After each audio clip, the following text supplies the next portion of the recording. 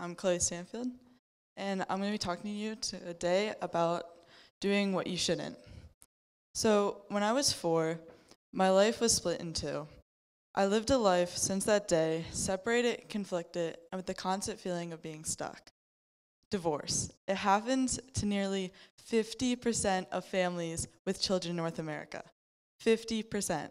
So 50% of kids go through a change in their life that they have no choice in, no decision in, and that completely separates their reality. What happened when I was only 4 set the stage for my life ahead, a life that is always changing. So throughout my life, I've moved many times, 15 times to be exact, and I've lived through various struggles, like dealing with family members who have mental diseases and growing up with 2 older brothers, constantly moving between my dad's and my mom's house. But through all the change and all the struggles and all the moves, one sticks out to me like a sore thumb. This change seems so minuscule and so arbitrary to my life, but I think it represents so much more. It happened when I was only 8 years old. I was living on the east side of downtown with my mom and my 2 older brothers, and a guy came over to my house, and he made spaghetti. And when this guy made spaghetti, and I loved spaghetti when I was 8, like, that was my favorite food, and my mom always made it the same exact way. She put butter and Parmesan cheese on it. I had a pretty advanced palate, but that's how I loved it. And when he made spaghetti, he made it with sauce and meatballs. And I remember at 8 years old, I was completely and utterly mortified to what this guy had done to my spaghetti. I lost it on my mom. I freaked out. I screamed. I cried. And I remember sitting on the steps, sulking, refusing to eat dinner. And looking back now, I mean, it's pretty dumb. I mean, it was just spaghetti, right? It's not that big of a deal. But to me at the time, it was a complete change in what I was used to. It was a complete change in my life, actually. And what started as this spaghetti, when this guy changed my spaghetti, I lost trust in him, and I actually was unable to see good in anything he did, because at only 8 years old, I viewed him completely differently, because he ruined my spaghetti. I mean, come on now. So at 8 years old, I was really confused what this guy had done to my spaghetti, and after he did that, I lost the ability to see good in what he did, and I sure as hell was not going to eat spaghetti. That was not happening. But what started as spaghetti ended up being a new school, a new home, and a new life. In 4th grade, I moved in with this spaghetti man, and his house was on the west side of downtown, and it was small, and I had to share the attic with my 2 annoying older brothers. So what started this new spaghetti became a new life, and since then, I've moved 4 different times, my life changing many times, and I always hated change. I feared change. In fact, change was my worst enemy, and I never was able to accept my life full of it until just about last year. So when you're young, you live by routine. It's how you develop trust in things, and once you trust, you learn to take initiative. World-renowned psychologist Erik Erikson describes this as the first stage of development in children, trust versus mistrust.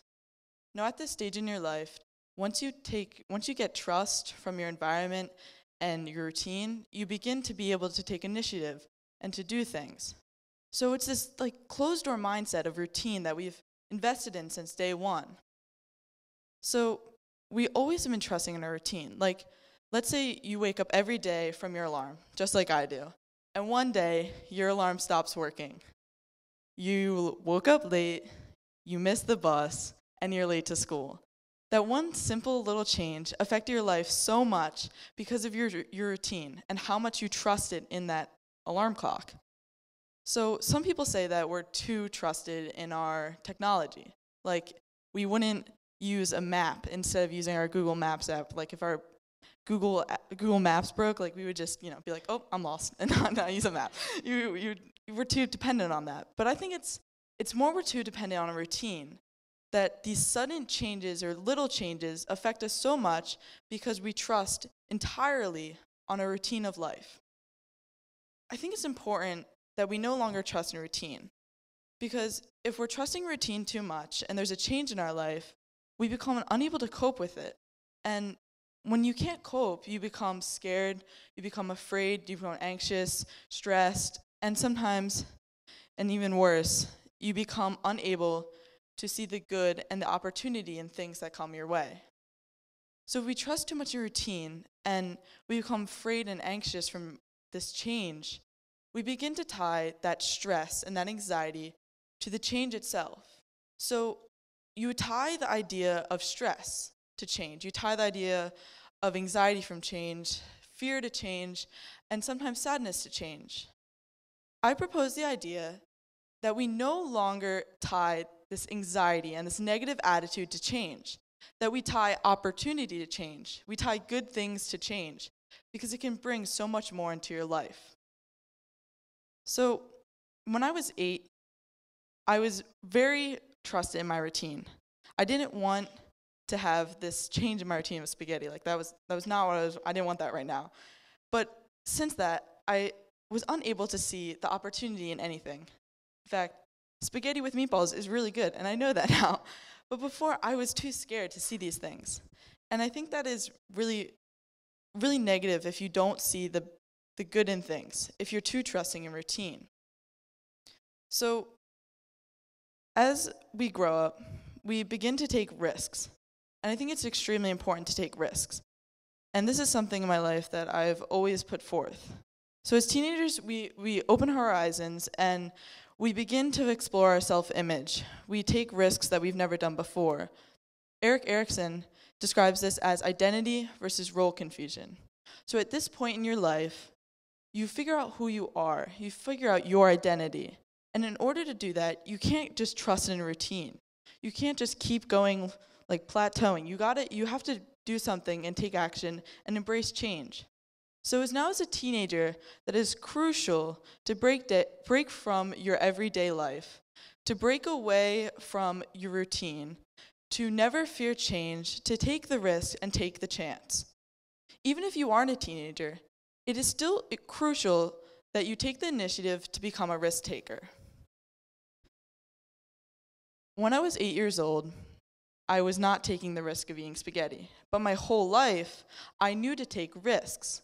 I always did what people said I shouldn't, I couldn't, and I wouldn't.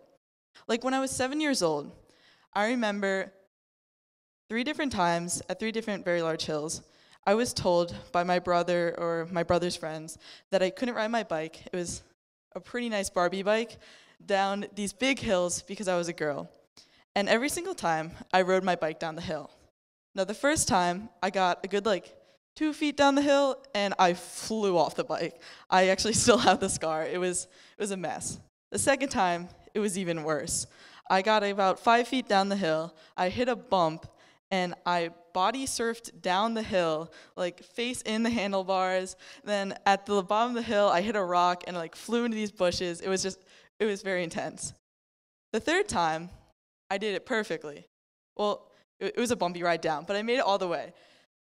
But I was very afraid to do these hills. I mean, obviously, I was 7 years old, I had a Barbie bike, and I was going down these massive hills, or they were massive to me at the time. And I was afraid to do it, but I did it anyway. And I think this is how we should view change. We should view change not as something that we shouldn't do, but as something that we should do. We shouldn't be afraid. So when we take these risks, we become able to see things that we never saw before. We're able to see these opportunities.